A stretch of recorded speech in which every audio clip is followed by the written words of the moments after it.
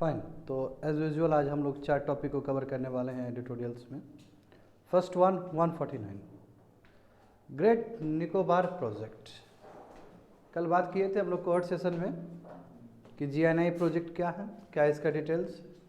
You know that 72,000 crore sanction किया गया है मनी, एंड इसका 35,000 करोड़ तुम्हारा जाएगा ट्रांसशिपमेंट फैसिलिटी में। ट्रांसशिपमेंट फैसिलिटी का मतलब है कि बड़ा बड़ा जहाज, ताकि वो छोटे जहाज से कनेक्ट कर पाए। होता क्या है कि हमारा बहुत सारा जो एरिया है, इंडिया का जो कोस्टल एरियाज है, यहाँ पे बड़ा बड़ा जहाज नहीं आ सकता क्योंकि वाटर डेप्थ कम है। यदि बाहर बड़ा जहाज रुकना है तो उसके लिए वाटर डेप्थ चाहिए होता है। यहाँ ये डेप्थ कम है यहाँ पे, इसलिए बड़ा कंटेनर यहाँ पे आएगा, इस जगह पे रखा जाएगा। उसके बाद छोटे छोटे जो होंगे शिप, उसमें फिर से लोड किया जाएगा। यानी कि बड़ा सामान आया फिर अनलोड करना, फिर उसके बाद छोटे शिप में लोड करना, फिर अलग अलग जगह पहुँचाना। तो ये GNI प्रोजेक्ट है। यदि मैं GNI प्रोजेक्ट का बात करूँ तो अंडमान निकोबार, निकोबार का जो सबसे साउदर्न टिप है डेट इज़ इंदिरा पॉइंट, वहीं पे गलथिया बे भी होगा। एंड गलथिया बे जैसे कि कल हम लोग बात किए थे बायोस्फीयर रिजर्व है, और वो MAB का हिस्सा भी है, मैन एंड बायोस्फीयर रिजर्व का हिस्सा भी है, और यूनेस्को का उसको मान्यता भी मिला है। सेम 149 को ही एक्सटेंड करेंगे तो विल फाइंड 150 GNI प्रोजेक्ट। अब इसके लिए एक अलग से, जैसे फॉरेस्ट राइट एक्ट 2006, तो वहाँ पे कैसे वायलेशन होता है हम लोगों ने देखा था ना कि जो इस बार जो मिनिस्ट्री ऑफ इकोलॉजी ने जो लाया था, मिनिस्ट्री ऑफ इन्वायरमेंट ने जो एक रूल्स लाया था, रूल्स 2022, कैसे वो वायलेट कर रहा था फॉरेस्ट राइट एक्ट को लेके।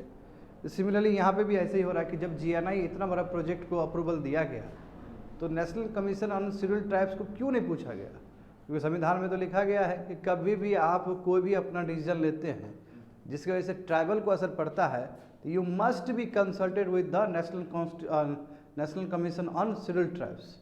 तो इसलिए scheduled tribes, national commission on scheduled tribes ने बोला है कि 15 दिन में लिखित दो हमको, क्या हो रहा है वहाँ नहीं हो रहा। जो वहाँ का अंडमान निकोबार का जो एडमिनिस्ट्रेशन है वो सब पूछा है। Will see everything. 151 यस, जिस हिसाब से वेट बल्ब टेम्परेचर के बारे में जानकारी लोगों को आ रहा है, यस, जो मोमेंटम की ओर फैल रहा है, लोग समझ में आ रहा है कि ड्राई बल्ब टेम्परेचर से कई गुना ज़्यादा वेट बल्ब टेम्परेचर अभी इम्पॉर्टेंट है, क्योंकि रिलेटिव ह्यूमिडिटी की वजह से आई टोल्ड यू ना, यदि 30% यदि रिलेटिव ह्यूमिडिटी है तो there is no problem. If you have 80%, 100% saturation तो it will create some problem. तो इसलिए ये आया है।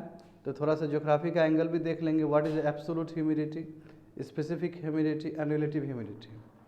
एंड लास्ट वन जो कि कल भी हम लोग चर्चा किए थे, H5N1 टाइप 1 इन्फ्लुएंजा, क्योंकि टाइप 1 में ही H और N प्रेजेंट हो सकता है। H मतलब सब प्रोटीन, N मतलब सब प्रोटीन। H कहाँ तक जा सकता है? 18, N 11 तक जा सकता है। इसका कम्बिनेशन और उसका रीअसॉर्टमेंट, स्वैपिंग ऑफ जीन्स, ये सभी चीज़। तो देखो H5N1 की वजह से लगभग 100 मिलियन बर्ड्स अफेक्टेड हुए हैं, और उसमें से 50 मिलियन, टू मच, 50 मिलियन मतलब 5 करोड़ बर्ड्स मरे हैं। तो बहुत बड़ा आंकड़ा है ये H5N1, वेरी वेरी डेंजरस। तो let's start the class. 149 GS paper 3 ecology and environment, conservation, environmental pollution and degradation, environmental impact assessment, the Hindu, 2 अप्रैल 2023। देखो इसमें क्या है, जैसे कि मैंने पहले ही कहा था कि yes there is a conflict. दोनों ही एडिटोरियल सेम ही है, सेम एडिटोरियल से, कुछ इसमें आइडिया कुछ नया है, उसमें कुछ है, but overall both editorials are same. NCT that is the national commission for scheduled tribes, है ना, फ्लैग सेवरल डिस्क्रिपेंसी। उसको लगा कि भाई हमको तुमने पूछा क्यों नहीं, GNI प्रोजेक्ट तो लेके आगे ठीक है, बट जहाँ तक ट्राइबल का बात है, क्योंकि हम जानते हैं कि नीचे भी ग्रेट निकोबार में भी 2 ट्राइबल बहुत एक्टिव है। एक तुम्हारा निकोबारी से जो कि PBDGs का हिस्सा नहीं है, बट जो स्वम्पियंस है they are the part of the PBDGs। तो जब इतना बड़ा फैसला ले रहे हो, इतना बड़ा फॉरेस्ट कट करोगे, तो फिर इंफ्रास्ट्रक्चर बनाओगे, तो अपने हमसे कंसल्ट क्यों नहीं किया? तो देखो national commission for scheduled tribes has flagged several discrepancy, यानी कि इसको बहुत सारे एरर नज़र आए हैं, इसको बहुत सारा लूपहोल्स नज़र आए हैं कि with regard to the forest clearance granted for the ₹72,000 crore, है ना, ग्रेट निकोबार आइलैंड प्रोजेक्ट, यानी कि आपने 72,000 करोड़ का आप सैंक्शन कर दिए प्रोजेक्ट पे, तो बहुत सारा डिस्क्रिपेंसी है, बहुत सारे एरर्स है, तो उस चीज़ को लेकर कंसर्न जताया है। हाँ, इसने ये भी कहा कि यस कि जो 72,000 का ये जो भी प्रोजेक्ट है, it is a violating the forest right act 2006। पिछले बार भी देखे थे ना, यही कन्फ्लिक्ट हुआ था इकोलॉजी और इसके इकोलॉजी मिनिस्ट्री और इसके अंदर इकोलॉजी मिनिस्ट्री बोला था कि वो सेपरेट चीज़ है, फॉरेस्ट राइट एक्ट 2006 सेपरेट चीज़ है, वो सेपरेट है। और ये जो अभी आया है फॉरेस्ट जो कंजर्वेशन जो रूल्स है, this is a very different, दोनों अलग अलग चीज़ है। तो फिर कहा अलग चीज़ कैसे हो सकता है? जैसे फॉरेस्ट कंजर्वेशन रूल्स में था ये है कि अप्रूवल की कोई ज़रूरत नहीं है, अप्रूवल कभी भी लिया जा सकता है, अप्रूवल कोई बात ही नहीं ग्राम सभा का अप्रूवल का। बट फॉरेस्ट राइट एक्ट में तो कहा गया था कि जब स्टेज फर्स्ट स्टेज के से पहले आपको ग्राम सभा का परमिशन लेना होगा। तो बोथ आर वेरी डिफरेंट ना। सेम कंसर्न यहाँ पे भी वही हो रहा है। देखो, इसने कहा कि आप फॉरेस्ट राइट एक्ट 2006 और भी बहुत सारी चीज़ को आप उल्लंघन कर रहे हो, इसलिए इसने नोटिस जारी किया है डिस्ट्रिक्ट अथॉरिटीज़ अंडमान निकोबार का, और कहा है कि यस कि you have to submit your report, ठीक है, that the project will significantly affect the rights of local tribes people and that of NCERT was not consulted. यानी कि ट्राइबल पीपल को इतना असर पड़ेगा प्रोजेक्ट की वजह से, and yet you haven't consulted अस।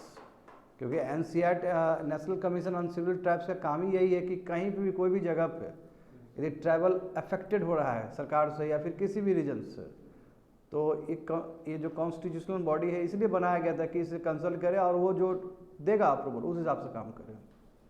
तो अब देखो यहाँ पे जो फिगर देखो, बहुत इंपॉर्टेंट फिगर है, यहाँ पे तुमको बहुत कुछ नज़र आएगा। देखो ग्रेट निकोबार आइलैंड, नीचे देखोगे एलिफेंट गैलथिया बे, देख रहे हो ना, नीचे सबसे नीचे इंदिरा पॉइंट है। तो ये 1 2 3 देख सकते हो, कैम्बल बे, ठीक है, Joginder Nagar, and you can see the power. देखो आप चौथा नंबर में पावर प्लांट वहाँ पे लाने का बात किया गया है। हाँ, गैलथिया नेशनल पार्क भी देख सकते हो, ठीक है। This are the location. आप कहाँ कहाँ क्या क्या आएगा, तो देखो जैसे नंबर 1 जो लिखा गया है वहाँ पे इंटरनेशनल कंटेनर ट्रांसशिपमेंट टर्मिनल वहीं बनेगा, जो बोल रहे थे ना बड़ा बड़ा शिप जो वहाँ पे रहेगा, ठीक है। उसका देखो इंटरनेशनल एयरपोर्ट भी बनने वाले, जो सेकंड नंबर जो दिया गया वो that is all about international airport, यानी कि 72,000 करोड़ का तो यही सब इंफ्रास्ट्रक्चर बनेगा उसमें, ठीक है। और आगे देखो, तो इसमें देखते हैं कि आखिर कहाँ कहाँ जाएगा ये रकम। तो various aspect about the propose great Nicobar project as per the government, it is for the holistic development of the great Nicobar islands, है ना, होलिस्टिक डेवलपमेंट के लिए। जैसे इसमें देखो 4 कंपोनेंट्स है। एक कंपोनेंट है 35,000 करोड़ का, इसके लिए transshipment port. I told you what is the meaning of transship. So बड़ा जहाज वहाँ पे लाया जाएगा, वहाँ पे रखा जाएगा, क्योंकि वहाँ पे वाटर डेप्थ है। बाहर बड़ा जहाज को पार्क करने के लिए, क्योंकि उसका वेट बहुत ज़्यादा होता है, there must be some water depth. तो यहाँ पे अच्छा खासा वाटर डेप्थ है, ताकि वहाँ से सामान वहाँ पे ला सके बड़ा शिप, और छोटे छोटे शिप में वो फिर से लोड किया जा सके। इसलिए देखो ये गैलथिया बे में बन रहा है। Dual use military civil international, यानी कि जो इंटरनेशनल एयरपोर्ट बनेगा जो कि सिविल के लिए भी होगा, यानी कि आम जनता के लिए भी होगा। At the same they can serve the purpose of military also. और एक पावर प्लांट भी बनेगा, अभी जस्ट देखे हो। और एक टाउनशिप बनेगा, देखो वेरी इंपॉर्टेंट, टाउनशिप जैसे यहाँ पे टाउनशिप है ना, इंडस्ट्री बनेगा, पावर प्लांट वही, ठीक है, जो कि 30 ईयर्स लगेगा बनने में। और उसके लिए देखो, उसके लिए कितना ज़मीन चाहिए, 160 square kilometre of land. What does it mean? इसका मतलब है कि लगभग 130 स्क्वायर किलोमीटर तुम्हारा क्या है, फॉरेस्ट एरिया ही है। तो क्लियर करना पड़ेगा उस चीज़ को। 160 स्क्वायर किलोमीटर ऑफ लैंड चाहिए, जिसमें 130 किलोमीटर तुम्हारा पूरा फॉरेस्ट एरिया, तो सब खाली करना पड़ेगा। तो लॉट ऑफ डिजास्टर बहुत। अभी देखो कहाँ तुम कार्बन सिंक बढ़ाने का बात कर रहा है, and at the same time you are cutting the trees for the infrastructure project.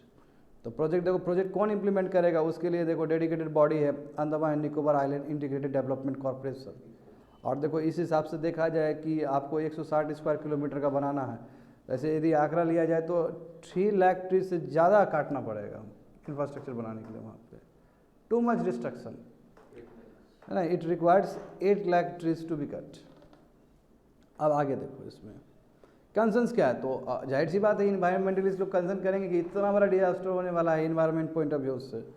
तो इसमें कहा गया कि देखो कि आई टोल्ड यू नो पीबीटी जिसमें ये सोमपेंस भी आएगा, तो प्रोजेक्ट में कहा गया कि ये 7.114 स्क्वायर किलोमीटर जहाँ पे सोमपेंस रहते हैं, और ये पीबीटी जिसका हिस्सा है, और निकोबारीज भी रहते हैं। निकोबारीज पीबीटी जिसका हिस्सा नहीं, बट दे आर ट्राइबल्स, ठीक है, रहते हैं।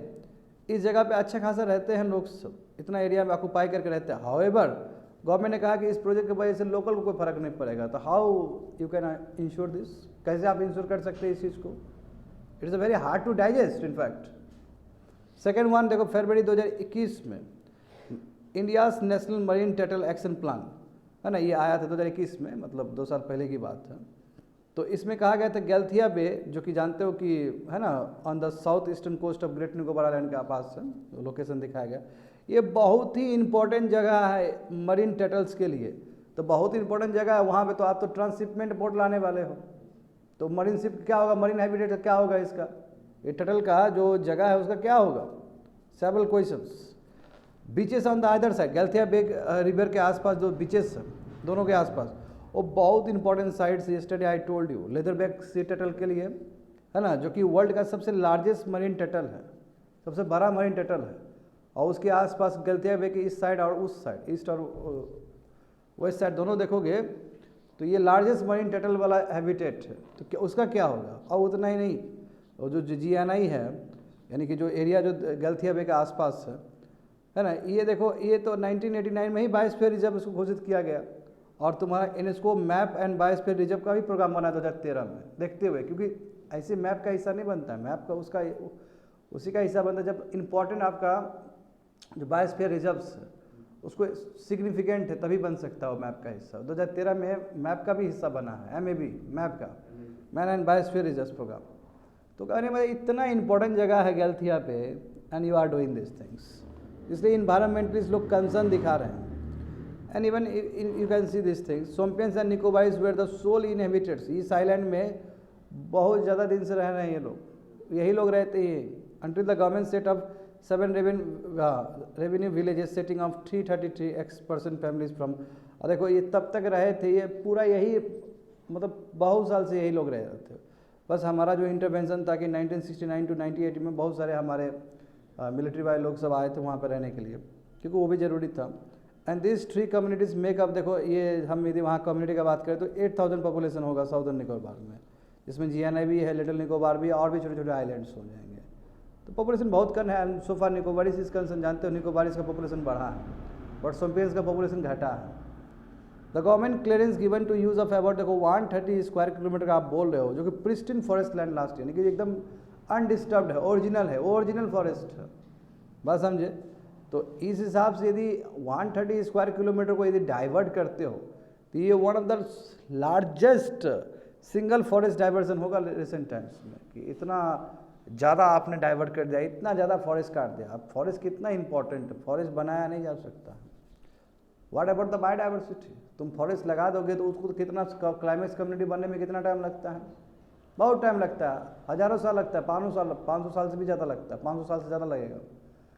इतना डाइवर्ट कर दोगे तो व्हाट अबाउट द बायोडाइवर्सिटी, क्या तुम हरियाणा में, इसमें बोला है कि कुछ भी कटेगा तो हरियाणा में हम लगा देंगे, क्योंकि नियम यही कहता है कि यदि कोई भी स्टेट में 75% ज़्यादा फॉरेस्ट कवर है तो वहाँ यदि आप कटिंग कर रहे हैं तो आप उस जगह पर लगा सकते हो जहाँ पे कम फॉरेस्ट है। जैसे 50% यदि प्लेन में है या 75% से कम हिल एरियाज में, तो you can plant their trees, आप प्लांट कर सकते हो वहाँ पे, फॉरेस्ट कवर लगा सकते हो। तो हरियाणा को चुना गया है।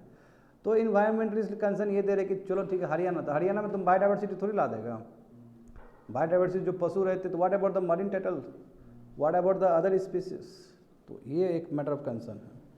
आगे देखो स्विफ्ट डेवलपमेंट सिंस ईयर 2020, देखो 2020 के बाद बहुत कुछ ऐसे डेवलपमेंट प्रोजेक्ट सब आया है जो नीति आयोग ने भी फ्लैग किया था। देखो द फर्स्ट प्लान, देखो जो प्लान जो फर्स्ट फ्लोटेड किया गया 2020 में किया गया था, उसी में देखो ये Andaman Nicobar integrated development corporation जो कि पोर्ट ब्लेयर में इसका रहेगा हेडक्वार्टर, इसको बोला है कि भाई प्रोजेक्ट तुमको देखना है इंफ्रास्ट्रक्चर प्रोजेक्ट। उसके बाद देखो सितंबर 2020 में भी नीति आयोग ने एक रिक्वेस्ट भेजा था कि चलो ठीक है मास्टर प्लान कि मास्टर प्लान करेंगे, मास्टर प्लान मतलब बहुत बड़ा प्रोजेक्ट करेंगे, उसके लिए नीति आयोग ने भी अपना पेपर जारी किया। उसके बाद मार्च 2021 में देखो Gurugram based India private limited, उसने 126 पेज का तुम्हारा रिपोर्ट बनाया है, ठीक है, page previous report for NITI Aayog के लिए। अगर ये लोग कर क्या रहा है कि वो जगह को सर्वे करके बोल रहा है। अब सबसे बड़ा सवाल ये है कि जो भी संस्था है, चाहे गुरुग्राम बेस्ड संस्था हो चाहे और भी है, तो ये लोग ठीक से इन्वायरमेंट इम्पैक्ट असेसमेंट नहीं कर पाएगा। There is a big question about how to do environment impact assessment. जानते हो ना, कोई भी इन्वायरमेंट, कोई भी फॉरेस्ट को यदि डाइवर्ट कर रहे हो तुम दूसरे यूज़ के लिए, तो there must be environment impact assessment, कि आप कोई भी प्रोजेक्ट करोगे तो उसका इन्वायरमेंट पे क्या असर पड़ेगा। तो उसके लिए ये सब संस्था को चुना गया, Gurugram based Aecom India private limited है। बस सबसे बड़ी बात है कि इसका कैपेबिलिटी क्या है, ये कितना सही इन्वायरमेंट इम्पैक्ट असेसमेंट कर सकता है। अब ये 126 पेज का सौंपा है नीति आयोग के लिए, तो नीति आयोग को जो सौंपा है वो कितना रियल है, सवाल तो उठेगा ही ना। संस्था होना चाहिए, बहुत पावरफुल संस्था होना चाहिए, जिससे आप, हो सकता है नीति आयोग ये दोनों मिलकर साथ में कर रहा हो। इन्वायरमेंट इम्पैक्ट असेसमेंट यदि किसी से करवाना है तो वो थर्ड पार्टी, न्यूट्रल पार्टी होना चाहिए, और उसको बहुत समझ होना चाहिए उस चीज़ का। क्योंकि आप कोई भी फॉरेस्ट को आप डाइवर्ट करने वाले हो इंफ्रास्ट्रक्चर प्रोजेक्ट के लिए, तो आपका वहाँ पे जाकर बहुत अच्छे सर्वे होना चाहिए। ये भी होना चाहिए कि यदि फॉरेस्ट कट हो रहा है तो इसका लॉन्ग टर्म में क्या असर पड़ेगा। यहाँ पे इंफ्रास्ट्रक्चर बनाने के लिए कहीं से कुछ भी रिपोर्ट सब ये बना देता है। तो यही इन्वायरमेंटलिस्ट लोग कंसर्न करें कि अब जो Gurugram based private limited company को इन्वायरमेंट इम्पैक्ट असेसमेंट करने का मौका दिया है, जिसकी वजह से वो 126 पेज बना के नीति आयोग को दिया गया है, इस पर हमको डाउट है। समझ गया ना। देखो, ministry of environment and forest climate change expert appraisal committee infrastructure began the environment clearance proposal process the next month and the project proponent contacted the Hyderabad based labs to prepare the देखो इसमें देखो वही Hyderabad based lab को बोला गया कि environment impact assessment report तो करने के लिए। तो सबसे बड़ा सवाल यहाँ पे यही उठता है कि जिस संस्था को भी आप इन्वायरमेंट इम्पैक्ट असेसमेंट करने के लिए दिए हो, उसका कैलिबर क्या है, उसका क्रेडिबिलिटी क्या है। अक्टूबर देखो 2022 में गॉट फर्स्ट स्टेज मिल गया देखो फॉरेस्ट क्लियरेंस के लिए, correct. And while the environmentalist clearance was given in the, और इन्वायरमेंटल क्लियरेंस मिनिस्ट्री दे दिया। तो व्हाट अबाउट द ग्राम सभा ऑफ द पीपल, जो ट्राइबल है उसका ग्राम सभा क्या हुआ, वो लिए कि नहीं लिए, सवाल तो इस पर भी उठ रहा है। तो देखो the decision involves Galathea and Campbell Bay national park, इसमें ये भी था देखो standing committee of the national board. देखो एक संस्था होता है national board for wildlife standing committee, इसके जो चेयरमैन होते हैं वो मिनिस्ट्री ऑफ इन्वायरमेंट से होंगे। तो इन बताओ गैल्थिया बे वाइल्ड लाइफ सेंचुरी को डीनोटिफाइड कर दिया कि ठीक है अब यहाँ पोर्ट बन सकता है। आप इतना इंपॉर्टेंट वाइल्ड लाइफ सेंचुरी को कैसे डीनोटिफाई कर सकते हो, दैट्स द बिगेस्ट क्वेश्चन। और उसके बाद देखो ministry of environment forest and climate change declared a zero extent eco sensitive zone for the Galathea and Campbell Bay, thus making the forest land along the centre. अब बताओ उस सब जगह को दे दिया कि आप प्रोजेक्ट बना सकते हो यहाँ पे। तो पहले आपका जो होना चाहिए था, जो हैदराबाद बेस्ड तुम्हारा इन्वायरमेंट इम्पैक्ट असेसमेंट हुआ, उसका क्रेडिबिलिटी भी चेक होना चाहिए। GNA लाइज देखो, GNA कहाँ है, बे ऑफ बंगाल और अंडमान के बीच में, जो कि टेक्टोनिकली सेंसिटिव जोन है। भाई अर्थक्वेक बहुत ज़्यादा आता है यहाँ पे, बहुत ज़्यादा अर्थक्वेक आता है, जैसे देखोगे ना। तो प्लान अब इसमें बोला गया कि ठीक है हम कंपनसेटरी अफॉरेस्टेशन करेंगे, यहाँ तो बहुत कटेगा फॉरेस्ट, हरियाणा में करेंगे। तो सवाल तो यही उठता है कि हरियाणा में तुम करोगे तो क्या बायोडाइवर्सिटी उतना बना पाओगे। हरियाणा कहाँ जगह है, कैसा जगह है, ये नेचुरल जगह है, ये रेन फॉरेस्ट में आता है, इसका बायोडाइवर्सिटी अलग होगा। तो रिसर्चर्स का तो ये भी कंसर्न है कि ये भाई तुम कहाँ बना रहे हो। ये 10 साल में लगभग यहाँ पे 444 माइनर अर्थक्वेक्स आए हैं, बहुत सिस्मिक एक्टिव जोन है वो जगह। इतना बड़ा तुम प्रोजेक्ट बनाओगे तो फिर दिक्कत हो सकता है। ठीक है, it is all about the first one. Second देखो सेम रहेगा topic, I mean syllabus same रहेगा। सेकंड देख लो, देखो मेन मुद्दा यही है ना, मुद्दा तो यही था कि NCST को कंसल्ट नहीं किया गया, क्योंकि बट संविधान के हिसाब से सेकंड पर रहे बच्चा, निकाल लियो ना। हाँ, national commission on for scheduled tribes, आखिर इसे कंसल्ट क्यों नहीं किया, why you are not consulted. क्योंकि संविधान में तो लिखा गया कॉन्स्टिट्यूशन में कि कभी भी कोई भी करता। अब उसको देखेंगे भारत सरकार का क्या दलील है। तो constitution mandate that the government consult the national commission for scheduled tribes और on any matter involving the rights of the tribal people. यदि ट्राइबल पीपल के लाइफ से कोई भी चीज़ डिसीजन ले रहे हैं तो आपको NCST से पूछना ही पड़ेगा, इज कंपलसरी। अब जैसे NCST ने देखो रिटायर्ड जो ब्यूरोक्रेट्स थे उन्होंने बोला कि yes ST panel was not consulted, कहा कि हम ऐसी कंसल्ट ही नहीं किया गया इतने GNI प्रोजेक्ट के लिए। तो कहीं ना कहीं जो कॉन्स्टिट्यूशन का जो प्रोविजन है वो वायलेट हुआ कि नहीं हुआ, क्योंकि ट्राइबल पीपल है वहाँ पे। निकोबारीज भी तो ट्राइबल ही है, PBTGs नहीं है, ट्राइबल ही है, सोम्पेंस भी ट्राइबल है। तो नाउ द NST नोटिस देखो इसलिए भेजा है आइलैंड एडमिनिस्ट्रेशन को, बोला है कि भाई बताओ अपना 15 दिन के अंदर रिपोर्ट दो हमको, क्या है नहीं है वहाँ पे। He has short A detail action taken report on the allies procedure, क्या क्या लैप्स हुआ है, तुम क्यों नहीं दिया हमको, वहाँ पे जो किस तरह फॉरेंस क्लियरेंस दिया जा रहा है, किस आधार पर दिया जा रहा है, सभी चीज़ 15 दिन के अंदर सौंपे हमको। तो इसने बोला है, हाँ बिल्कुल उसको अधिकार है बोलने का। सवाल तो उठ रहा है यही कि जो फॉरेस्ट राइट एक्ट है 2006 का, इसका उल्लंघन हुआ है यहाँ पे, क्योंकि फॉरेस्ट राइट एक्ट में देखो, फॉरेस्ट राइट एक्ट में बहुत कुछ है। स्टेज 1 स्टेज 2 तो है ही, उससे पहले तुमको लेना है किसका, ग्राम सभा का भी लेना। ग्राम सभा मतलब जो भी ट्राइबल पीपल लोग रह रहे हैं तो एक साथ जो आएंगे। उससे पहले भी एक और है, उससे पहले है कि इंडिविजुअल राइट आपको पहचानना होगा, individual right and collective right. Tribals का अपना कलेक्टिव राइट्स भी होता है, सब साथ में आते तो कोई ज़मीन साथ वाला भी होता है, और इंडिविजुअल राइट्स भी होता है। तो पहले होना चाहिए था कि इंडिविजुअल राइट्स को रिकॉग्नाइज करना, फिर कलेक्टिव राइट्स को रिकॉग्नाइज करना, फिर ग्राम सभा का अप्रूवल लेना, तब स्टेज 1 और स्टेज 2। ये है मैकेनिज्म, हम क्लास में कई बार पढ़ा चुके हैं इकोलॉजी में। पहले individual rights and then you have collective rights, then you have gram sabha approval for diverting the forest areas, then first stage and then second stage. Second stage के बाद मतलब ओके हो गया, प्रोजेक्ट के लिए गो अहेड। तो यहाँ पे देखो जो रूल्स है अब यहाँ पे जानते हो फॉरेस्ट कंजर्वेशन रूल्स इस बार तो 22 में भी लाया गया था। तो यहाँ पे क्या बोला कि any diversion of forest land would first require the district collector to recognise and vest rights to local under FRA। यानी कि कभी भी आप कोई भी फॉरेस्ट को नॉन फॉरेस्ट पर्पस के लिए, माइनिंग के लिए, इंफ्रास्ट्रक्चर के लिए जब डाइवर्ट करते थे, it is a duty of the district collector कि क्या करना है, पहले आपका जो लोकल का राइट है, लोकल का राइट मतलब individual right and collective rights, उसको रिकॉग्नाइज करना पड़ेगा as per your forest right act 2006। Only then, तभी जाके आप आगे बढ़ सकते हो, ग्राम पंचायत का आप ले सकते हो, ठीक है, ग्राम सभा का आप अप्रूवल ले सकते हो। तो this provision emphasise to give primacy to the rights of indigenous forest dwelling. यानी कि फॉरेस्ट राइट एक्ट का मतलब ये है कि इसमें सबसे ज़्यादा इंपॉर्टेंस दिया जाता है ट्राइबल के बारे में, जो ड्वेलिंग पीपल है, जो वहाँ पर रह रहे हैं। क्योंकि हम यहाँ पे इंडिविजुअल राइट्स का बात कर रहे हैं, यहाँ पे कलेक्टिव राइट्स का बात कर रहे हैं, यहाँ पे ग्राम सभा का कंसेंट का बात कर रहे हैं। व्हाट डज इट मीन कि इसका मतलब हुआ कि इंडिजिनियस जो फॉरेस्ट ड्वेलिंग कम्युनिटी है उसका आप इंपॉर्टेंस दिखा रहे हो, उसका कितना इंपॉर्टेंट चीज़ है ये बताया जा रहा है। तो what is the contention of the Andaman and Nicobar island administration, उसका कंटेंशन क्या है। अब देखो ये, अब देखो कैसे सेफ साइड खेला, यानी कि सरकार का। अब सरकार बोलते हैं ठीक है तुम बोल रहे हो, अच्छी बात है कि फॉरेस्ट राइट एक्ट लागू होना चाहिए। तो बोला कि देखिए ऐसा है कि पार्लियामेंट से एक अलग लेजिस्लेशन भी पास हुआ अंडमान एंड निकोबार के लिए डेडिकेटली, तो फॉरेस्ट एक्ट वहाँ पे लागू नहीं होगा। भारत सरकार का ये मानना है कि अंडमान एंड निकोबार के एडमिनिस्ट्रेशन के लिए वहाँ के जो एब ओरिजिनल ग्रुप्स है, यानी कि वहाँ के जो बासिंदा, उसके लिए एक डेडिकेटेड लेजिस्लेशन है, पार्लियामेंट के द्वारा पास हुआ है, तो वो लागू होगा, फॉरेस्ट राइट लागू नहीं होगा। तो यहाँ पे क्रिटिक्स बोलते हैं ऐसे कैसे हो सकता है, ट्राइबल कहीं पे भी है, सब पे लागू होगा।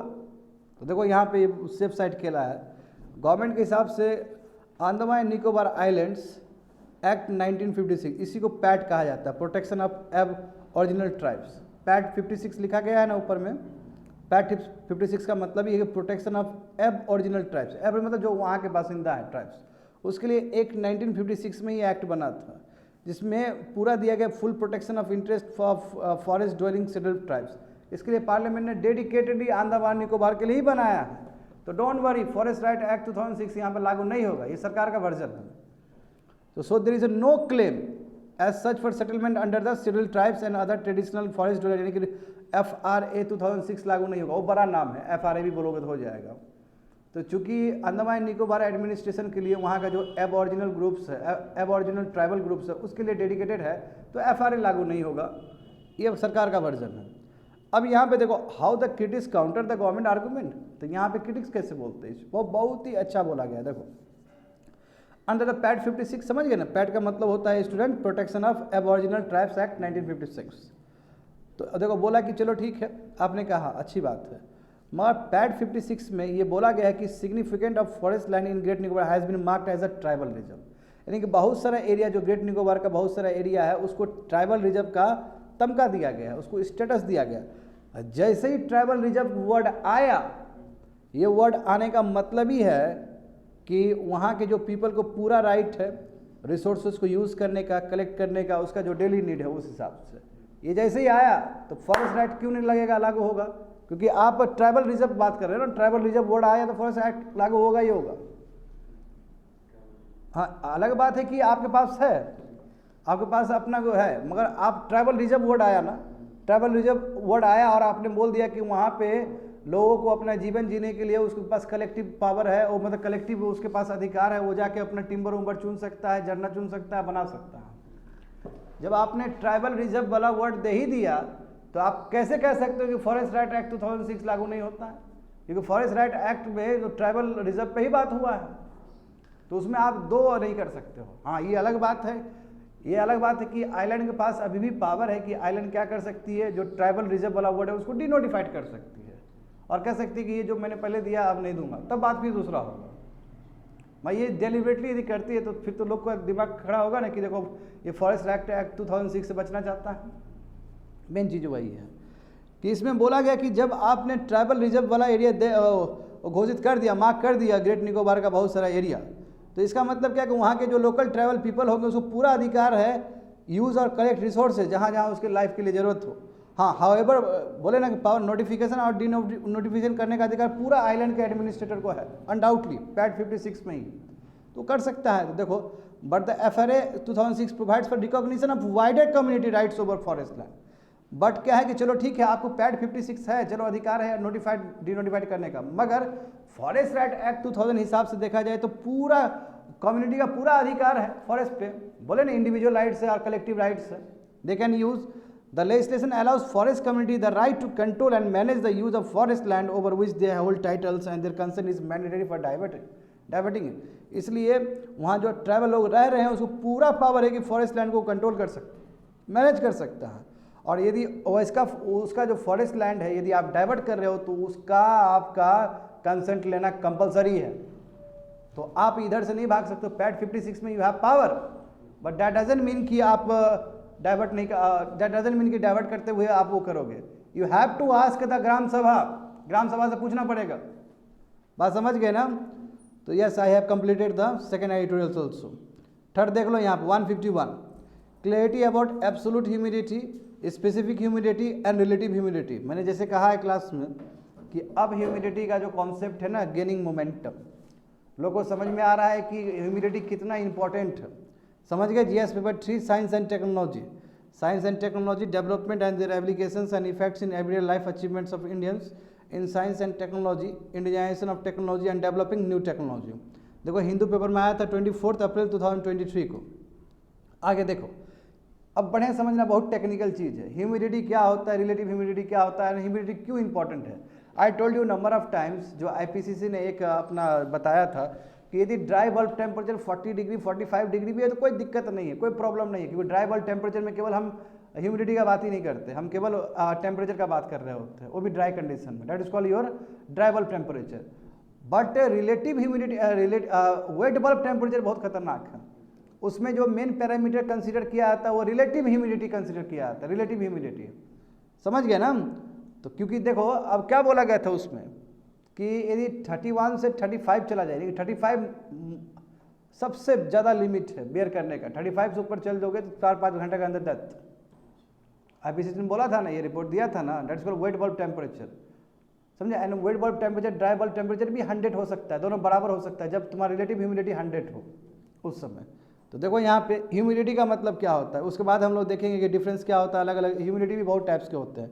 सिंपल देखो, ह्यूमिडिटी मतलब वाटर वेपर 1 मीटर क्यूब में कितना प्रेजेंट है। जैसे देखो 1 मीटर क्यूब, एक ये रूम ले लो, इसको समझो कि लेंथ ब्रेथ हाइट इसका मीटर क्यूब है। 1 मीटर और एक ब्रेथ भी 1 मीटर, लेंथ भी 1 मीटर और हाइट भी 1 मीटर। ठीक है, तो एक क्यूब बन गया। उस क्यूब के अंदर एयर के साथ कितना वाटर वेपर मिक्स है, ठीक है, दैट इज कॉल्ड ह्यूमिडिटी। उसी को ह्यूमिडिटी बोलते हैं। देखो, humidity is the amount of moisture, कितना मॉइस्चर प्रेजेंट है around us, and there are 3 ways to track it. 3 तरीका है, अभी थोड़ा देर में बताएंगे 3 तरीका है। It has significant far reaching consequence, यानी कि इसका बहुत ज़्यादा असर है। जैसे हॉट और वेट डे होता है तो उसमें बहुत ज़्यादा ह्यूमिडिटी का रोल प्ले करता है humidity. The concept of well bulb temperature बोल रहे हैं ना, ये मोमेंटम हो रहा है। क्यों? क्योंकि जिस हिसाब से रिलेटिव ह्यूमिडिटी अब असर कर रहा है लोगों को, इसलिए it is a very important to know about the wet bulb temperature. आगे देखो, यहाँ पे हमें 3 चीज़ समझना है। यहाँ पे क्लैरिटी अबाउट एब्सोल्यूट ह्यूमिडिटी क्या होता है, स्पेसिफिक ह्यूमिडिटी क्या होता है और रिलेटिव ह्यूमिडिटी क्या होता है। देखो, एब्सोल्यूट ह्यूमिडिटी और स्पेसिफिक ह्यूमिडिटी उतना खतरा नहीं है, but relative humidity is very important. क्योंकि वेट बल्ब टेम्परेचर का बात करते हैं तो हम रिलेटिव ह्यूमिडिटी का बात करते हैं। We are not talking about the absolute humidity, we are not talking about the specific humidity. क्या इंपॉर्टेंट है? रिलेटिव ह्यूमिडिटी है। बट डेफिनेशन पढ़ लो, क्या डेफिनेशन क्या है समझो। यहाँ पे जैसे कि मैंने कहा एब्सोल्यूट ह्यूमिडिटी डेफिनेशन समझ गए ना, वाटर वेपर कितना प्रेजेंट है। तो एब्सोल्यूट ह्यूमिडिटी का मतलब क्या होता है? It is the mass of water vapour, यानी कि वाटर वेपर का मास कितना प्रेजेंट है तुम्हारा एक गिवन वॉल्यूम ऑफ एयर में। एक जैसे मान लो ये मीटर क्यूब है, हाँ metre cube, length breadth height metre cube, इसमें कितना मास होगा ना कुछ मास होगा वाटर पेपर का, वो कितना प्रेजेंट है, that is called your absolute humidity.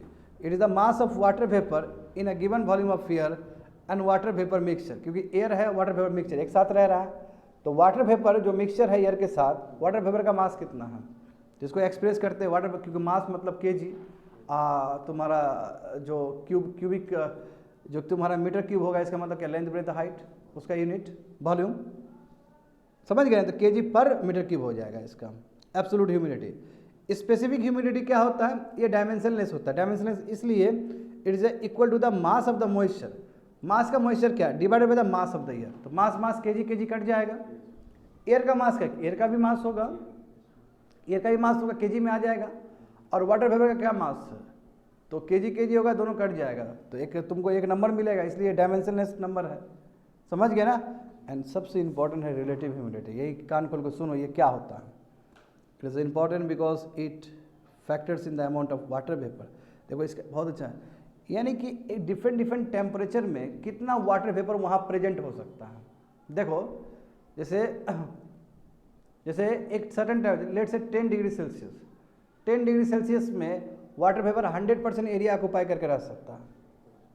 Temperature बढ़ाओ वाटर वेपर कम हो गया, या वाटर वेपर कम हो गया, फिर टेम्परेचर बढ़ाओ वाटर वेपर कम हो गया, तो ये जो कम हो रहा है टेम्परेचर बढ़ने की वजह से, that is called the relative humidity. यहाँ पे समझो, it is important because it factors in the amount of water vapour that air can hold at different temperature. अलग अलग टेम्परेचर पे एयर कितना मॉइस्चर को रिटेन कर पाएगा, कितना होल्ड कर पाएगा, यानी कि कहने का मतलब it is the vapour density of the air divided by the saturation vapour density at the dry bulb temperature. Same है, इसका मतलब है कि कितना तुम्हारा वेपर डेंसिटी है, वेपर डेंसिटी मतलब मास बाय वॉल्यूम, कितना ऑक्यूपाई करके रखा है, divided by your saturation volume, यानी कि कितना मैक्सिमम तक कितना हो सकता था, कितना मैक्सिमम तक कर सकता था, होल्ड कर सकता, that is a relative humidity. तो सिंपल बात है, दूसरे टर्म में कहा जाए तो रिलेटिव ह्यूमिडिटी तुमको बताता है कि डिफरेंट टेम्परेचर में जो वाटर वेपर का हरकत क्या होगा, कितना, यानी कि एयर कितना वाटर वेपर को रिटेन कर पाएगा अलग अलग टेम्परेचर्स में। अब यहाँ पे देखो, more on absolute humidity and relative humidity. Warmer air, देखो बढ़िया समझना, ये चीज़ बहुत इंपॉर्टेंट है। Warmer air can hold more moisture than cooler air. Warmer air क्या करता है कि ज़्यादा एयर को क्या कर सकता है, अपने साथ रख सकता है, मतलब होल्ड कर सकता है, हाँ अपने साथ रखेगा। वार्मर एयर यानी कि टेम्परेचर जितना बढ़ाएं तो उतना मॉइस्चर वो रिटेन कर सकता है, कहने का मतलब ये हुआ। तो warmer air can hold more moisture than colder air. So at the same moisture the relative humidity of warmer air will be lower than that of the cooler air. सही बात है कि नहीं है? तो कहने का मतलब सेम मॉइस्चर सेम है, आपके पास 1 मीटर क्यूब में भी सेम है, इधर भी सेम है, इधर भी सेम है, इधर भी सेम है, अलग अलग टेम्परेचर लगाओ, तीनों सिस्टम चारों सिस्टम को अलग अलग लगाओ तो you will get different result. So at the same moisture level है the relative humidity of warmer air, जो वार्मर ईयर होगा यानी कि टेम्परेचर जिसका ज़्यादा होगा उसका क्या होगा, विल बी लोअर, उसका रिलेटिव ह्यूमिडिटी क्या होगा, लोअर होगा as compare to colder air. इसलिए मैं बोल रहा हूँ ना कि 10 डिग्री सेल्सियस है तो 100 है, फिर टेम्परेचर बढ़ा तो 80 हो गया, फिर टेम्परेचर बढ़ा तो कम हो गया, क्योंकि उससे क्या होता है कि रिलेटिव ह्यूमिडिटी यानी कि वार्मर ईयर क्या कर रहा है, मॉइस्चर को ज़्यादा होल्ड कर रहा है, ज़्यादा होल्ड कर रहा है मतलब और कॉन्ट्रैक्ट हो जाएगा। आर गेटिंग मी, समझ रहे हो ना? So at the same moisture the relative humidity of warmer air, यानी कि वार्मर ईयर का रिलेटिव ह्यूमिडिटी हमेशा ज़्यादा होगा as compare to your colder air. ज़्यादा होने का मतलब क्या है कि आपका जो air can hold more moisture, air क्या, वार्मर एयर क्या करता है, ज़्यादा मॉइस्चर को होल्ड कर पाता है, इसलिए तुम्हारा क्या होता है, वो घटते चला जाता है। 10 डिग्री है तो टेम्परेचर बढ़ते चला जाएगा, तो उसका इसका देखो तो ऊपर में एक फिगर दिया गया है, ऊपर फिगर देखो तो, हाँ इसमें देखो फिगर में समझ में आएगा। देखो ऊपर देख रहे हो 151 में फिगर दिया गया है, ऊपर दिख रहा है ये वाला फिगर दिया गया है, ये वाला देखो बच्चों, देखो यहाँ पे इसमें देखो 10 डिग्री सेल्सियस, हाँ तो वाटर वेपर देखो पूरा, इसको बोलते हैं ड्यू पॉइंट, यानी कि पूरा ऑक्यूपाई करके रखा है। टेम्परेचर बढ़ा दिए, कितना कर दिए देखो, लेट से 20 डिग्री सेल्सियस कर दिए, तो कैपेसिटी तो फुल था यानी कि वो नीचे चला गया, टेम्परेचर बढ़ा है तो नीचे चला गया, क्योंकि वाटर वेपर को और वो होल्ड कर सकता है, उसमें और आ सकता है वाटर वेपर, कहने का मतलब ये है। और अभी हम 30 डिग्री किए, 30 डिग्री बढ़ा देते, देखो वाटर वेपर और छोटा हो गया। हाँ, कैपेसिटी बढ़ गया। Yes, that is the important thing, यही मैं बोलना चाह रहा हूँ। समझ गए ना? और देखो फर्स्ट वाला केस में ड्राई बल्ब टेम्परेचर और वेट बल्ब टेम्परेचर बराबर हो जाएगा, पहला वाला, क्योंकि ड्यू पॉइंट आ गया, वो यहाँ बराबर हो जाएगा। समझ गए ना? और इसमें क्या है, तुम्हारा सेचुरेशन पॉइंट 100, हाँ 100 तुम्हारा परसेंट रिलेटिव ह्यूमिडिटी है, क्योंकि पूरा एरिया को ऑक्यूपाई करके बैठा हुआ है। सेकंड में क्या होगा कि 80 हो जाएगा, थर्ड में क्या हो जाएगा 70 हो जाएगा, ऐसे करके। इसके बारे में थोड़ा डिटेल्स में और पढ़ लेना तुम लोग। हाँ, तो क्या बात कर रहे थे? यस, अब देखो इसमें इंपॉर्टेंट चीज़ क्या है कि समझ गए ना कि so at the same moisture same है, बट रिलेटिव ह्यूमिडिटी जो वार्मर ईयर का होगा स्टूडेंट, वो क्या होगा, will be lower than that of, देखो वार्मर ईयर है ना, देखो 20 डिग्री की है तो घट गया था ना रिलेटिव टेम्परेचर, रिलेटिव ह्यूमिडिटी छोटा हो गया था ना। फिर 30 डिग्री की है तो छोटा हो गया था ना। छोटा होने का मतलब है कि ज़्यादा होल्ड कर सकता है मॉइस्चर को, मीनिंग ऑफ इट कि ज़्यादा मॉइस्चर को होल्ड कर सकता है कम एरिया में। वो बात समझे ना? डेंसिटी जैसे समझो उसको, इसका मतलब क्या, वार्मर एयर क्या है तुम्हारा, रिलेटिव ह्यूमिडिटी वार्मर एयर का कम हो गया एज कम्पेयर टू कोल्डर। कम होने का मतलब क्या, warmer air can hold more moisture ज़्यादा होल्ड कर सकता है। समझ गए ना? आगे देखो, change in the capacity for moisture is non linear, ये बहुत इंपॉर्टेंट है। जैसे हम लोग ओम्स लॉ देखते हैं कि जितना हम वोल्टेज बढ़ाएं उतना करंट आया, यहाँ पे ऐसा नहीं है। जैसे एग्जांपल देखो इसमें स्टूडेंट कि the change in the capacity, यानी कि आपने, सुनो यहाँ पे समझो, लेट्स एक रेंज है 10 डिग्री से लेकर 20 डिग्री। जब 10 डिग्री से लेकर 20 डिग्री करते हैं तो रिलेटिव ह्यूमिडिटी इतना डिफरेंस आता है। वो वही चीज़ हम 50 डिग्री से 60 डिग्री तक देखेंगे, इसका जो चेंज आएगा वो लीनियर नहीं होगा, वो बहुत ही अलग होगा, एक्सपोनेंशियल होगा। तो लीनियर ग्राफ नहीं बनेगा। लीनियर ग्राफ बनता है ना ऐसे करके, जितना कर रहे हो तो उतना इंक्रीज हो रहा है, ऐसा नहीं होता। जितना टेम्परेचर बढ़ते जाएगा उतना ही रिलेटिव ह्यूमिडिटी में अंतर आते चला जाएगा। वही चीज़ बताएगा, change in the capacity for moisture as the air warms is also non linear. जो एयर वार्म होता है, गर्म होता है, वो भी नॉन लीनियर है, इसलिए रिलेटिव ह्यूमिडिटी आपका जो कैपेसिटी जो हो रहा है वो भी नॉन लीनियर होगा। Meaning it does not increase by the same amount as the air warms. जितना एयर वार्म होते चला जाएगा, जो ये नहीं कि वो सेम लीनियर ग्राफ आपको दे। 10 डिग्री में जो दिया गया, जो नहीं कि आपको 50 डिग्री में भी वही देगा, लीनियर नहीं होगा, नॉन लीनियर होगा। जैसे एग्जांपल देखो इसमें बताया गया, देखो the difference that it warms over 200 celsius from 2000 two is small, यानी कि यदि आप करते हो इसके बीच में तो आपको बहुत कम दिखेगा, but there is a enormous increase in the carrying vapour carrying capacity as it warms over 200 celsius from 300 to 500। यदि आप 300 डिग्री से लेकर 500 डिग्री तक बढ़ाते हो तो you will get different result, and उसे नीचे लोअर में करते हो तो you will get different results. कायदे से तो ये होना चाहिए कि इतना बढ़ाना तो इधर ही बढ़ रहा है तो वो भी उतना ही प्रोपोर्शन में बढ़ना चाहिए, ऐसा नहीं है कहने का मतलब। जो प्रोपोर्शन में बढ़ेगा हायर टेम्परेचर में, it will be very different as compare to the lower temperature, इसलिए नॉन लीनियर ग्राफ बनेगा इसका। आगे देखो, अब यहाँ पे समझो कि आखिर रिलेटिव ह्यूमिडिटी कितना रहे तो कंफर्टेबल है, और ज़्यादा रहे तो कितना दिक्कत है। एग्जाम्पल देखो, 30 से लेकर 60% लेट से रिलेटिव ह्यूमिडिटी है तो कंफर्टेबल है। तो 30 से 60 यानी कि टेम्परेचर बढ़ा आपका, ठीक है ना, और रिलेटिव ह्यूमिडिटी कितना है, 30 से लेकर 60 डिग्री है।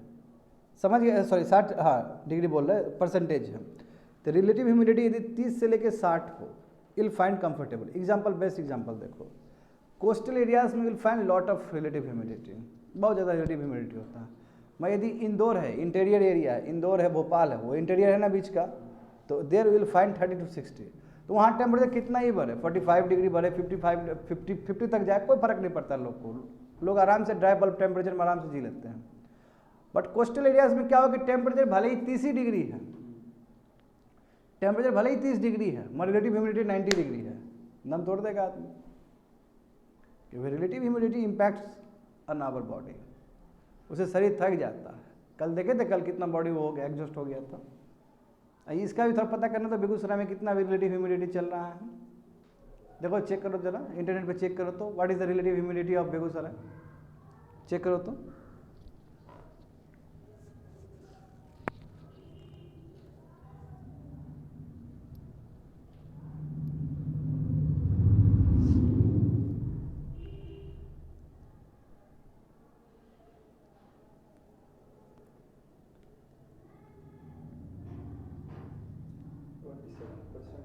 27, हाँ तो कम ही है। 27 इज कंफर्टेबल, देख रहे हो ना, 30 से लेकर 60 कंफर्टेबल, समझ गए, उतना ज़्यादा नहीं है। तो रिलेटिव ह्यूमिडिटी यदि 30 से लेकर 60 हो तो जनरली उसको कंफर्टेबल समझा जाता है। Environment that have lower level, ठीक है, तो है तो कोई दिक्कत नहीं है। Use humidifiers to increase the humidity. कई बार ऐसा भी होता है ना कि जहाँ पे कम होता है तो ह्यूमिडिटी थोड़ा बढ़ाया जाता है ताकि थोड़ा गर्मी आ सके, थोड़ा बेटर कंडीशन हो सके, इसलिए भी किया जाता है। When the level is higher, जब लेवल बहुत ज़्यादा होता है तो yes we leave fan also, है ना, and help sweat evaporate better, ताकि क्या हो सके, इवापोरेशन होता है ना जी बॉडी का, जब गर्मी होता है तो यस हम बॉडी कैसे मेंटेन करते हैं। बट व्हाट हैपन, जब बहुत ज़्यादा ही रिलेटिव ह्यूमिडिटी बन जाए, रिलेटिव ह्यूमिडिटी 80 डिग्री है, 80 है, 90 है, तब तो स्वेट प्रोड्यूस नहीं कर पाएंगे। यदि बॉडी अपना मैकेनिज्म में काम नहीं कर पाया, जैसे एक्सेसिव हीट में स्वेट प्रोड्यूस करते हैं तो बैलेंस करते हैं ना, 37 डिग्री सेल्सियस मेंटेन करते हैं। अब गर्मी भी है और रिलेटिव ह्यूमिडिटी भी ज़्यादा है, तो उस समय तुम्हारा बॉडी स्वेट प्रोड्यूस नहीं कर पाएगा, तो फिर करेगा क्या ये, तो कोलैप्स हो जाओगे उस समय। बॉडी का सर बाहर का डेंसिटी ऑफ मॉइस्चर और अंदर का डेंसिटी, तो ऑस्मोसिस प्रोसेस नहीं हो पाएगा, जिससे कारण स्वेट प्रोड्यूस नहीं हो पाएगा, नहीं निकल पाएगा, करेक्ट। तो ना हॉट डे देखो, our body uses sweat to cool its, देखो लिखा गया है, गर्म दिन में क्या होता है, हमारा बॉडी स्वेट यूज हो, पसीना के वजह से हमारा बॉडी कूल हो जाता है, तो sweat is release by skin से रिलीज होता है और लिक्विड इवापोरेट्स हो जाते हैं, इवापोरेट हो चले जाते हैं, correct. When water changes from liquid to vapour, जब लिक्विड टू वेपर होगा, समझ गए, it observe heat from the surface on which lies, so when sweats evaporate it observe heat from the skin and cooling it, हाँ ठंडा कर देता है, so simple. तो व्हाट हैपन, जब रिलेटिव ह्यूमिडिटी ज़्यादा हो तो क्या होगा, the higher the relative humidity of air the more it is filled with moisture, यानी कि ज़्यादा यदि रिलेटिव ह्यूमिडिटी यानी कि ज़्यादा मॉइस्चर भरा हुआ उसमें, और एयर ऑलरेडी, जब ऑलरेडी एयर के पास मॉइस्चर है तो इट वांट इजीली एक्सेप्ट मोर, अब नहीं चाहिए उसको क्योंकि वो है पूरा 80 है, 90 उसको नहीं चाहिए extra. This mean sweat on your skin अब इवापोरेट नहीं हो सकता आपका, क्योंकि पहले क्या था, इवापोरेट होकर वो ले लेता था, अब नहीं लेगा। At the same time the body keeps sweating because it is still expecting to cool, और स्टिल बॉडी अंदर स्वेटिंग हो रहा है, बाहर निकल नहीं रहा है, स्वेटिंग हो रहा है, क्योंकि वो चाहता है अपना बॉडी मेंटेन करे। एज अ रिजल्ट, चूँकि ह्यूमिडिटी हाई है बाहर, you can sweat on a hot day even when you are sitting still while your body also keep accumulating heat। अब बताओ, अंदर से स्वेट भी हो रहा है, बॉडी गर्म भी हो रहा है, and this can quickly become dangerous, और तुम स्वेट भी नहीं कर पा रहे हो, निकल भी नहीं पा रहा है, हाँ इंटरनल हीटिंग ज़्यादा हो रहा है, but you are unable to produce sweat, और वो इवापोरेट नहीं हो पाता है।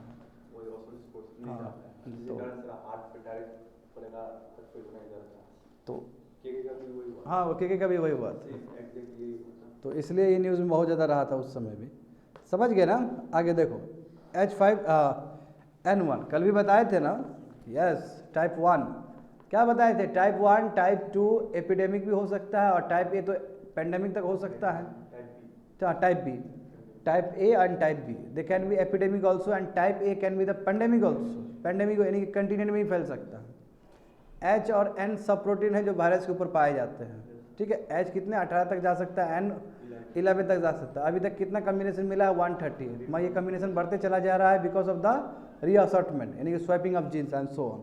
अब देखो H5N1 ऐसे भी हम देखे थे 130 में ज़्यादातर वाइल्ड एक्वेटिक एनिमल्स था, रिजर्वर कहाँ से आता था, और 2 तुम्हारा बैट था, समझ गए ना। तो यहाँ पे देखो कि H5N1 जो कम्बिनेशन है ये 100 मिलियन यानी कि 100 करोड़ बर्ड्स को इम्पैक्ट किया, और उसमें से 5 करोड़ हाँ वाइप्ड आउट हो गए यानी कि मर गए हैं।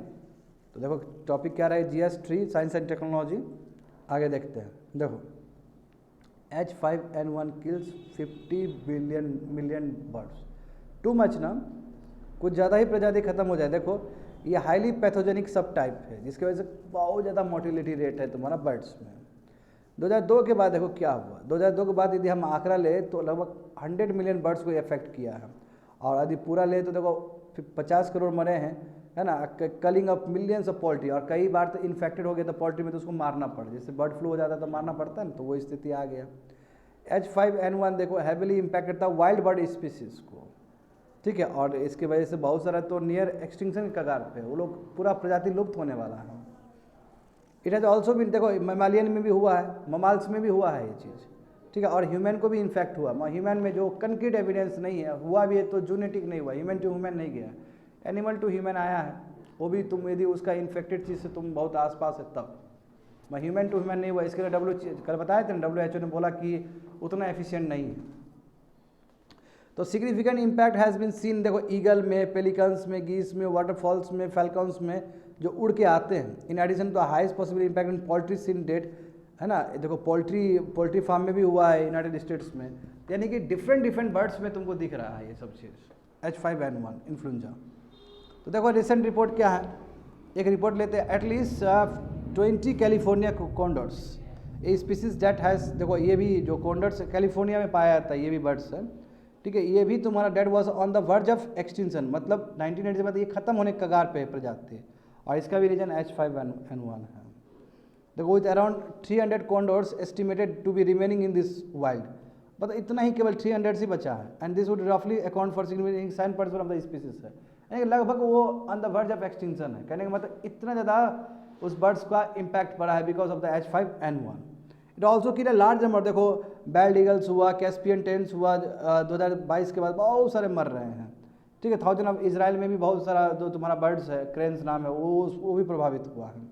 लास्ट ईयर देखो H5N1 के वजह से अफ्रीकन पेंगुइन्स जो पाया जाता है साउथ अफ्रीका में, है ना, उसमें भी बहुत सारे मरे, कम से कम 30 पेंगुइन्स मरा है वहाँ पे भी, दैट इज मैमल्स, समझ गए। Several cases of spill over, देखो बहुत सारा ऐसा है कि बर्ड से मैमल्स में जा रहा है, तो मैमल्स गया तो बहुत बड़ी बात है। देखो इसमें बहुत स्पिल ओवर H5N1 दूसरे मैमल्स को भी जा रहा है, जैसे देखो बहुत सारे, जैसे देखो सी लायंस, मिंस्क, फॉक्सेस, वाइल्ड बियर्स, स्कस, ठीक है, अपार्ट फ्रॉम द डोमेस्टिक, देखो डॉग्स, कैट, सबको इन्फेक्ट किया है इसने कहीं ना कहीं।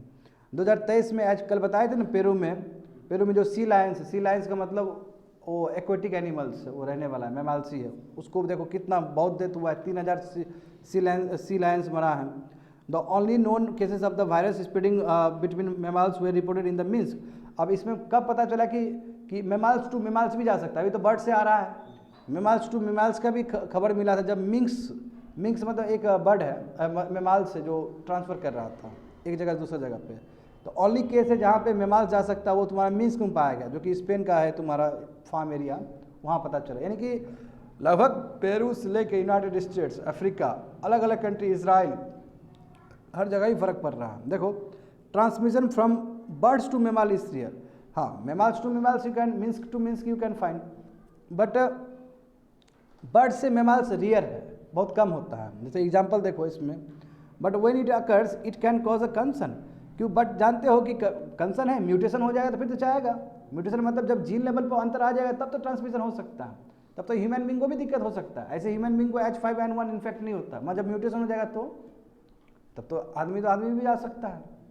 तो वही बोला as the bird could accumulate mutation, virus अब म्यूटेशन हो सकता है, तो ये हो सकता है आने वाले समय में ह्यूमन आउटब्रेक भी हो जाए। नॉर्मली नहीं जाता है, बट वी नो डैट कि वायरस हमेशा म्यूटेशन करने का उसका संभावना रहता है, चेंज कर लेगा स्ट्रक्चर वो।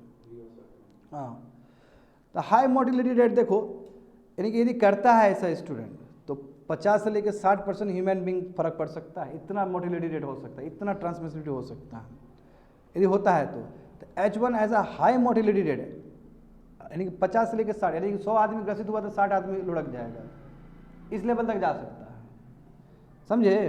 Human through the close contact, देखो यदि इन्फेक्टेड बर्ड्स एनिमल्स में हुआ, हाँ उससे कॉन्टैक्ट में आया और यहाँ पे म्यूटेशंस हो रहा है तो it can causes the deadly effect. आगे देखो, मगर WHO ने बोला कि अभी की स्थिति के हिसाब से H5N1 ह्यूमन के लिए कोई खतरनाक चीज़ नहीं है। भाई you never know about the mutation, यदि म्यूटेशन हो जाएगा तो बहुत खतरनाक। अभी जस्ट बोला कि 50 से लेकर 60% तक मोर्टेलिटी रेट दे देगा। तो ये बोला रिसेंट मंथ में देखो जो थोड़े बहुत केसेस हुए H5N1 इन्फेक्शन का, इक्वाडोर, कंबोडिया और चिली में थोड़ा बहुत हुआ था, मगर वायरस अभी तक ह्यूमन बींग को इफेक्टिवली वो नहीं किया है, क्योंकि वो बहुत इन्फेक्टेड लोग था, तो human being to human being genetic नहीं बना है, समझे। इसलिए WHO ने कहा है कि H5N1 बहुत लो है, इतना लो है कि अभी होगा नहीं, but you never know about the mutation. The large and unabated outbreak in the avian species and not so rare mammalian spillover could potentially provide the virus a chance to adapt for the mammalian transmission। हो सकता है mutation आने के बाद फिर तुम्हारा mammalian transmission होना शुरू हो जाए, मैमल्स में होना शुरू हो जाए, और इसे बड़ा विकराल रूप भी ले सकता है। तो countries should initiate efforts for preparedness, कैसे इसको काम करें इस पर। वैक्सीन, प्रॉपर वैक्सीन लाएँ, ह्यूमन बींग के लिए पहले लाए, एवियन जो बर्ड्स है उसके लिए लाए, है ना। जेनोमिक सीक्वेंसिंग हो, जेनोम सीक्वेंसिंग होना चाहिए ना, कि जब इन्फेक्टेड हो जाता है तो उस समय जीन का लेवल क्या होगा। जैसे हमारे पास इंसेकॉक था कंसोर्टियम, वहाँ पे प्रॉपर चेक होना चाहिए, समझे। Enhance bio safety and bio security पे ध्यान देना चाहिए कि फैल के दूसरी जगह पे नहीं चला जाए। तो ये सब चीज़ हमें चाहिए इस वक्त, अदरवाइज़ बहुत दिक्कत, बहुत प्रॉब्लम हो सकता है। That's it.